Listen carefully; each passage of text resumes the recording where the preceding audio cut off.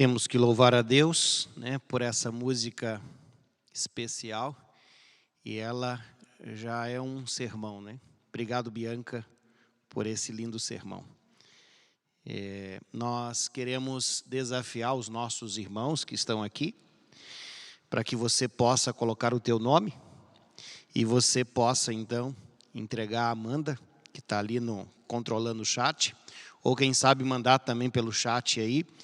E você que está em casa, que acompanha o nosso culto, nós estaremos sorteando nessa quarta-feira 3 meditações, são meditações deste ano, e eu tenho certeza que você vai receber um material que vai ajudar a cada manhã você reforçar o teu relacionamento com Deus. São realmente meditações especiais, e esse exemplar de 2021. Se você deseja, então, participar, não deixe de colocar o teu nome, colocar também aí o teu contato, tá? Para que nós possamos te enviar, ou aqueles que serão sorteados, que estão aqui presentes, levar para casa diretamente. Nós queremos também convidar você para que no sábado você esteja conosco. E aqueles que puderem, claro, presencialmente.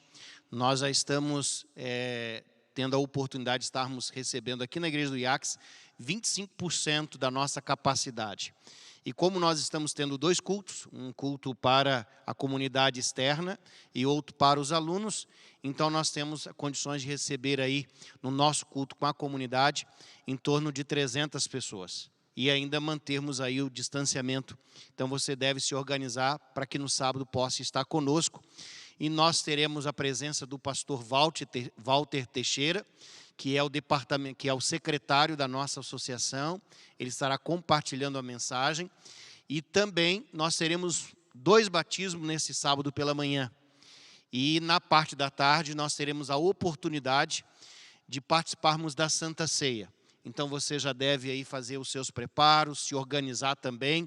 Aqueles que puderem participar da cerimônia do lava-pés em família, podem fazer isso em família.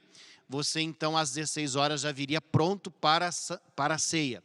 E aqueles que têm qualquer dificuldade, querem fazer outro arranjo, querem participar aqui, nós iremos colocar debaixo das nossas marquises, do lado externo, também bacias para que você possa participar. E aí você tem que chegar um pouquinho antes, chegar mais cedo, das 16 horas, para que você possa também participar da cerimônia do lava-pés, então. Queridos, eu quero nesse momento convidar você para que nós possamos estudar a palavra de Deus no livro de 2 Samuel. Queria que você abrisse a sua Bíblia no livro de 2 Samuel, ali no Antigo Testamento. E eu quero iniciar a leitura no capítulo 9 e o versículo 1.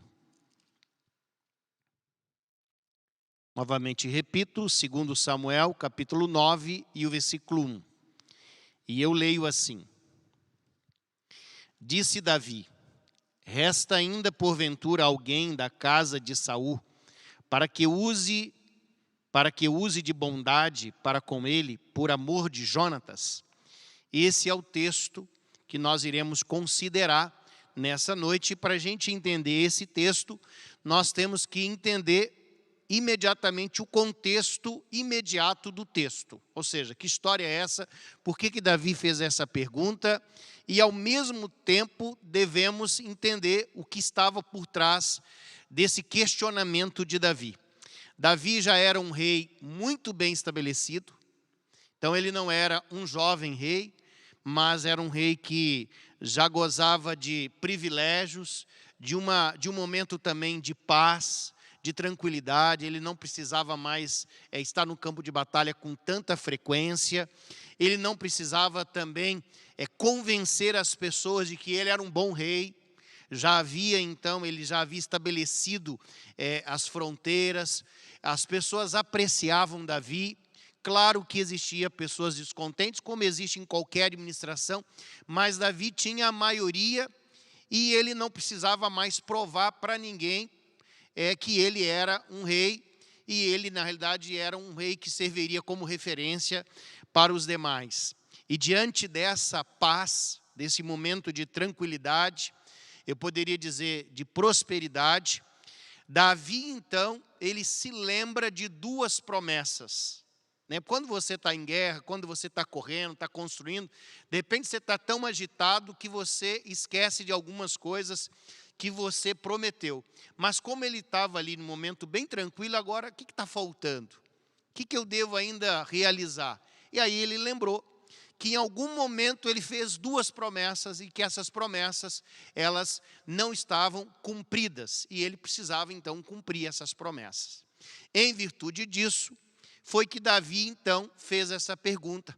Porque nesse momento, Davi, então, lembra dessas duas promessas. Mas que promessas são essas que Davi fez? A primeira promessa que Davi fez, ele fez, na realidade, para Jonatas. Nós conhecemos bem a história de Davi e Jonatas. Eles eram amigos, mas Jonatas, ele era filho de Saul. E apesar de toda a implicância que Saul tinha com Davi, essa relação de Davi com Jonatas era uma relação que superava esse contexto de conflito que Saul tinha com Davi. E em algum momento, diante já do crescimento, e Jonatas já percebendo que em algum momento Davi iria perder o reinado, que Saul iria perder o reinado e que Davi iria assumir, então Jonatas olha para Davi e diz: olha, eu sei que em algum momento você vai assumir o trono e você vai ser o rei. E nesse momento eu gostaria que você lembrasse dos meus descendentes ou dos descendentes da minha casa. Queridos, é impressionante, porque Davi, então, ele revela nesse momento que Deus, ele roga, Jonatas roga por bondade. Você exerça bondade para com os meus descendentes. E Davi, neste momento, ele diz o seguinte: eu juro que eu vou cuidar dos seus descendentes. Ele promete bondade, mas a palavra bondade aqui é uma palavra que tem um significado mais amplo do que bondade, porque ela pode ser traduzida como bondade, como está na Bíblia, mas ela também pode ser traduzida como graça. É a palavra reset em hebraico. Veja, Jonatas pede para Davi bondade, graça para com seus descendentes. E Davi jura que ele ofereceria bondade, graça para os descendentes de Jonatas. E aonde é que está registrada essa história, pastor? Nós não lemos, mas está registrada em 1 Samuel capítulo 20, o versículos 14 a 17. Agora, essa é a primeira promessa que foi feita a Jonatas. E a segunda promessa? Agora eu quero que você abra a sua Bíblia. 1 Samuel capítulo 24 e o versículo 21. Vamos voltar algumas páginas aí então. 1 Samuel capítulo 24 e o versículo 21. E aqui nós temos uma história engraçada até. Mas deixa eu ler primeiro o verso e depois eu explico a história. E aqui então, o tema que é Davi poupa a vida de Saul. Então agora Davi está fazendo aqui uma promessa a Saul. E vejam só o versículo 21. Portanto, jura-me pelo Senhor que não eliminarás a minha descendência, nem desfará o meu nome da casa de meu pai. Quem é que faz esse pedido agora? Quem faz esse pedido é Saul. Em que momento Saul ele fez isso? Saul, na realidade, estava perseguindo Davi. Davi era um fugitivo e ele se escondia nos lugares possíveis, E Davi se escondia aqui e ali. E em um determinado momento, Saul, diante dos seus conflitos, das suas guerras, Saul, então, ele precisa aliviar o ventre. É como se desse uma dor de barriga no meio ali do acampamento e agora ele precisa procurar um lugar. E nesse momento Saul entra então dentro de uma caverna. E quando ele está dentro dessa caverna, aliviando o ventre, os soldados de Davi perceberam então que Saul estava lá dentro. E lá no interior dessa caverna estava Davi e os seus soldados. E nesse momento, os soldados de Davi se aproximam de Davi, dizendo mais ou menos assim: Davi, Saul está querendo tirar a sua vida de maneira injusta, mas Deus colocou Saul em suas mãos. Saul está aqui na caverna, e você pode ir lá tirar a vida dele, porque nas condições que ele está, ele não vai conseguir reagir. Queridos, para os soldados era tudo que eles queriam, porque aí o conflito, a perseguição, a guerra terminaria. Mas Davi olha e diz assim: eu não vou tocar no ungido de quem? De Deus. Temos que lembrar que Saul, ele estava vivendo de maneira errada, desfocado. Mas Saul havia sido separado e havia recebido o Espírito Santo de Deus para ser o rei de Israel. E se alguém tem que tirar, então é Deus, né? Davi não ousou ir lá tirar a vida de Saul. Mas, como ele não era bobo, ele se aproximou de Saul e ele pegou então um manto de Saul e cortou um pedaço. E agora, quando Saul sai da caverna, a uma certa distância, Davi olha para Saul e diz: Saul, você está querendo tirar a minha vida, e conversa com Saul à distância.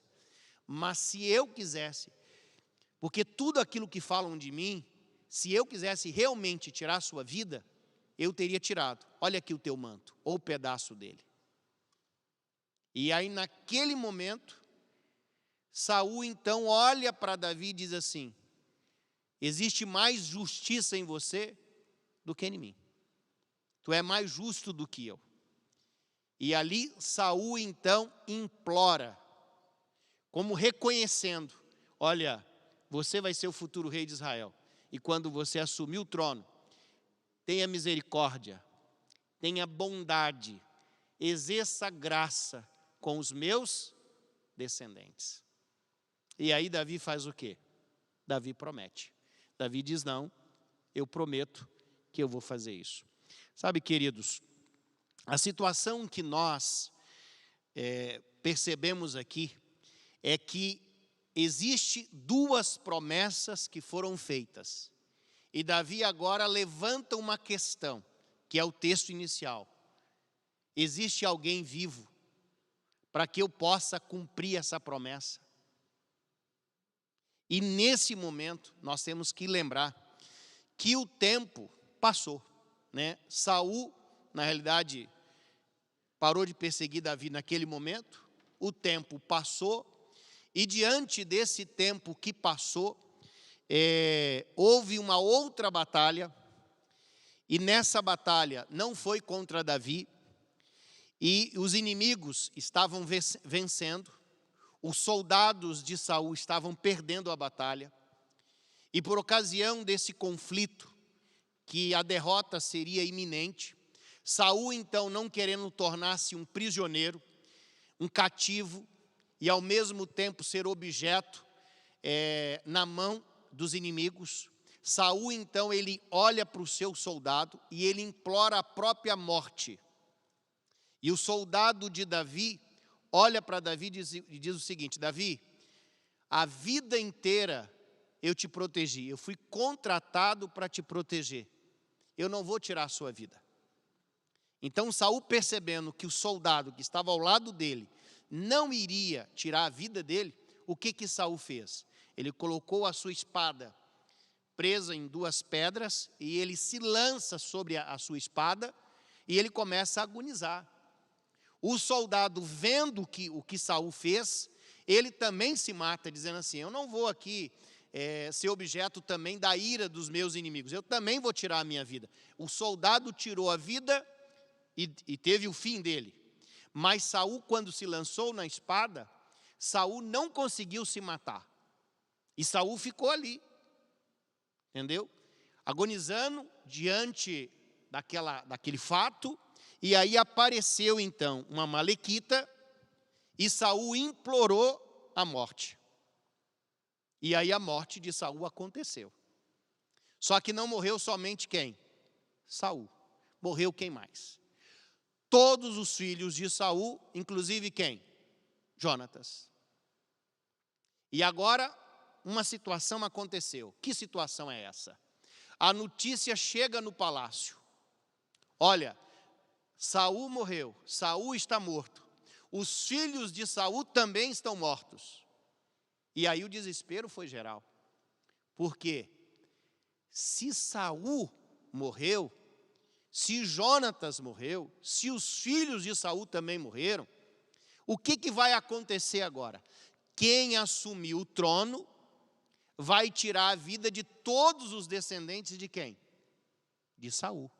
Vocês conseguem entender por que Jonatas pediu para Davi, para que, quando ele assumisse o trono, ele poupasse a vida dos seus descendentes? Vocês entendem agora também por que Saul também pediu isso? Porque era comum um rei assumir o trono e toda a família do rei anterior simplesmente seria eliminada. Então, o pedido de Jonatas, o pedido de Saul, existe uma lógica, mas existe uma bondade, uma misericórdia, uma graça que precisava ser exercida pelo novo rei. E agora, queridos, diante dessa tragédia que aconteceu lá no campo de batalha, agora a notícia chega no palácio. E quando chega no palácio dizendo, Saul está morto, os filhos de Saul estão mortos, há um desespero total. É mais ou menos assim, salve-se quem puder. A babá, que cuidava do neto de Davi, um homem chamado, o garotinho lá chamado Mefibosete, ela corre para salvar a vida do garoto, ela tropeça, o garoto então quebra os seus pés, e agora o garoto não tem a restauração. Ele se torna realmente um deficiente a vida inteira. E não é um deficiente de um pé só, de uma perna só, dos dois. Ou seja, é um indivíduo que não tem condições de viver no palácio. É um indivíduo que não tem condições de exercer atividades. É um indivíduo que não serve como ameaça para ninguém. Ele foge, é escondido, vai viver numa terra distante, tá? E a Bíblia até apresenta essa terra, e nós vamos estudar um pouquinho, mas diante disso acontece essa tragédia. Então, esse Mefibosete é resultado da fuga e da tragédia que aconteceu naquela guerra. Então, vamos agora para o versículo, para o 2 Samuel, vamos voltar então para o texto bíblico, 2 Samuel, capítulo 9, para a gente aí recuperar então o texto inicial da nossa mensagem, já que colocamos aí o contexto, né? Capítulo 9, o versículo 2 a 4. E eu leio assim, ó. Havia um servo na casa de Saul, cujo nome era Zipa. Chamaram-lhe que viesse a Davi. Perguntou-lhe o rei, és tu Ziba? Respondeu, eu mesmo, teu servo. Disse-lhe o rei, não há ainda alguém da casa de Saul para que use de bondade, ou seja, de graça, de resete, de Deus para com ele? Então Ziba respondeu ao rei, ainda há um filho de Jonatas, aleijado de ambos os pés. É como se o rapaz, ao dar a informação, ele dissesse assim, esse aí não tem condições nenhuma, ele nunca vai ser rei, não é uma ameaça para ti, ele não tem condições de viver no palácio, nem postura. E aí o texto continua no versículo 4, diz assim, e onde está? Perguntou-lhe o rei. Ziba lhe respondeu, está na casa de Maqui, filho de Amiel, em Lodebar. Sabe que lugar é esse, queridos? É como se a gente tivesse que traduzir agora literalmente aqui, dissesse assim para você: essa é a terra de ninguém. Essa é a terra aonde estão os endividados, aonde moram os leprosos, aonde aquelas pessoas que tiveram problemas familiares fugiram. Ali em Lodebar vive pessoas que na realidade querem desaparecer do convívio social e não podem nem aparecer. Uma terra de ninguém. Essa é a tradução literal desse nome. Imagine isso. Gente, queridos, nós vivemos em um país onde nós vivemos com muitas pessoas que hoje, diante da perda de um emprego, diante, quem sabe, de um vício que escraviza, essas pessoas vão morar nas ruas. E vão morar debaixo, quem sabe, das marquises, dos viadutos. E se você perguntar para essas pessoas, não são pessoas sem histórias. São pessoas que têm uma história, têm uma origem. Pessoas que tiveram famílias e que perderam por várias situações. São pessoas que vivem num espaço que é de ninguém. Sabe, queridos, talvez isso nos retrate um pouco esse cenário moderno que nós estamos vivendo. Eu percebo que no texto aqui, quando Ziba, ele se refere ali a Mefibosete, quando Davi busca ali, ele diz: Davi, não se preocupa com esse rapaz, ele é um deficiente. Ele não... Existe aqui uma fala para mim assim de preconceituosa, uma fala assim: deixa ele em paz, ele não tem como te oferecer nada de conflito, nada positivo. Mas a Bíblia diz que Davi, e talvez seja por isso que Davi seja comparado na Bíblia como homem conforme o coração de Deus. Porque nesse momento, Davi não esquece da promessa. E ele então manda o seu chefe da guarda, Benaia, que vá até a casa daquele rapaz, ou daquele homem, e que o traga ao palácio. A gente não tem todos os detalhes da história, mas imagine uma comitiva chegando numa casa pequena, em um indivíduo insignificante, num lugarejo que é a terra de ninguém, para ali homens importantes, e pergunta: onde mora Mefibosete? Ó, o rei mandou buscar. O que apareceria na mente, o que poderia surgir na mente daquele homem? Olha, o rei mandou me eliminar, me descobriu.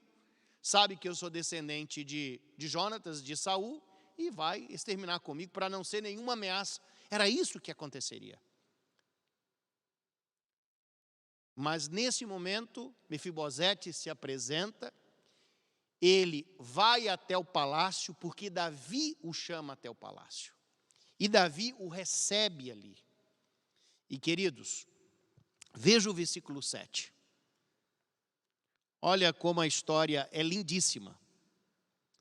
Então lhe disse Davi: não temas, porque usarei de bondade para contigo, por amor de Jonatas teu pai, e te restituirei todas as terras de Saul teu pai, e tu comerás pão sempre à minha mesa. Irmãos, é uma história do Antigo Testamento, e que realmente ela mostra a bondade e a graça de Deus. Porque o texto, enquanto aquele indivíduo possivelmente estivesse esperando a morte, não pelas mãos, quem sabe, do comandante, mas dizendo assim: Davi me chamou até o palácio porque ele mesmo quer eliminar. Porque Davi era um homem de guerra. Davi sabia, nunca perdeu um conflito. Mas no momento em que ele chega, ele recebe já a informação clara: eu vou usar de graça. Vocês entendem o que é graça? O indivíduo era um descendente de inimigos de Davi. Um indivíduo com limitações. E nesse momento, ele é colocado no palácio. Ele recebe as posses que pertenciam a Saul.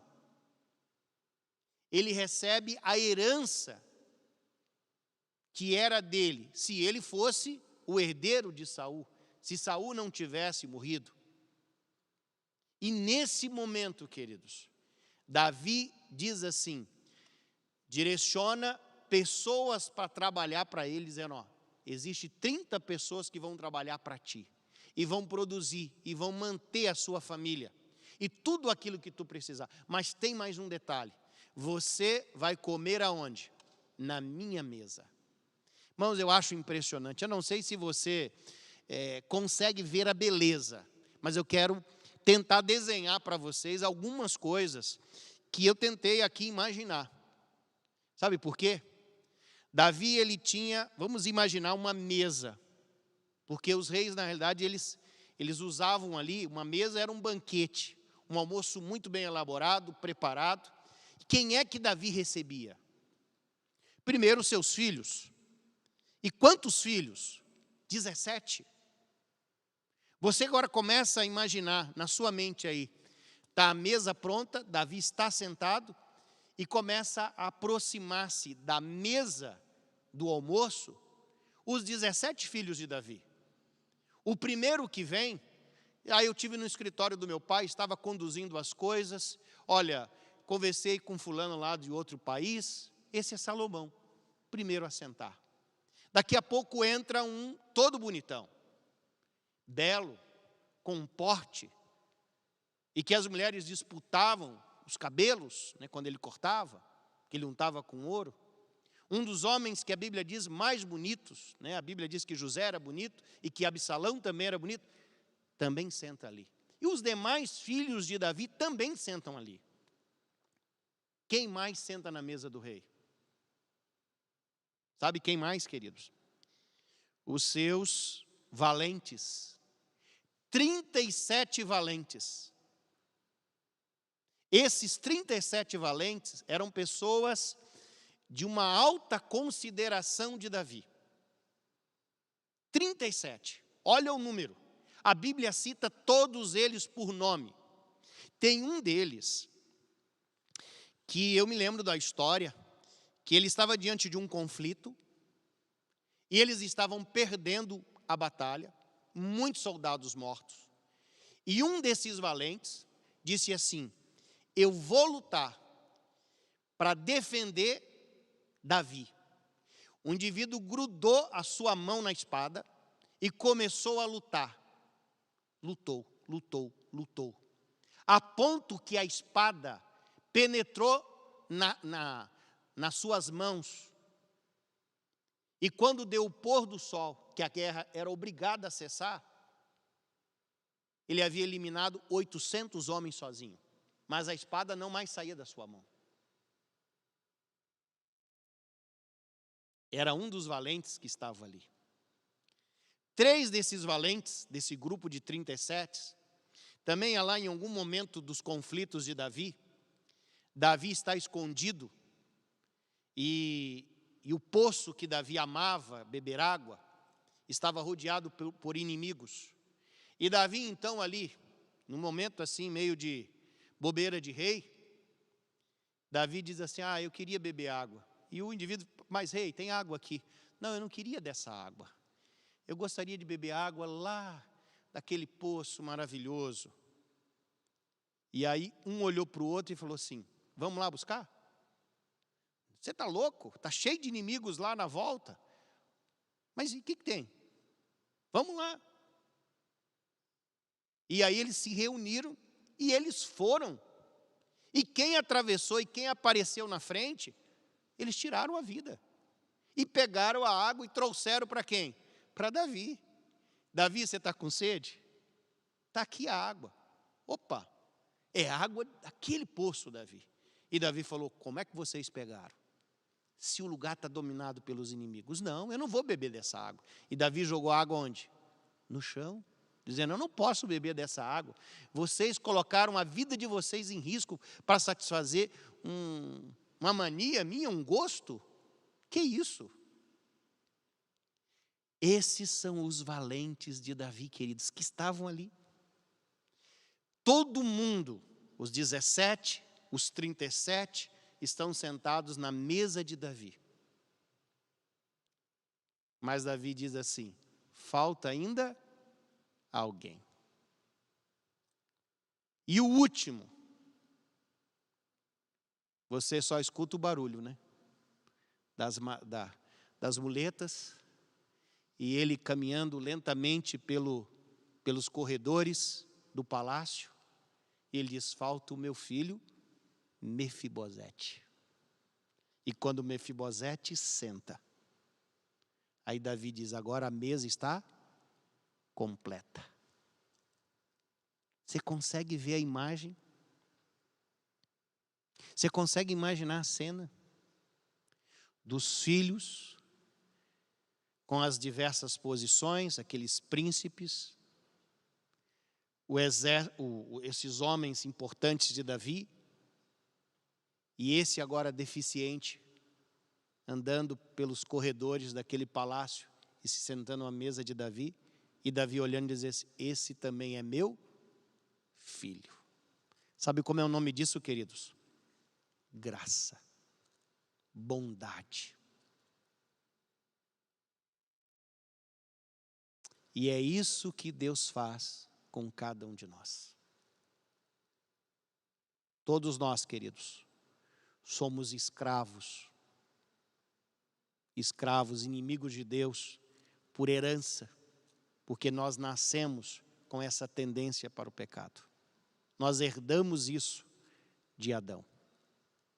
Mas através de Cristo Jesus, nós temos o privilégio de sentarmos novamente na mesa do Rei. Com as nossas deficiências, com as nossas limitações, que são superadas pela graça de Cristo Jesus. Isso é graça, isso é misericórdia. Eu quero dizer para vocês que existe um pensamento que eu li na revista Adventista, e foi esse pensamento que inspirou, ou me motivou, poderia dizer assim, a buscar um sermão nessa linha.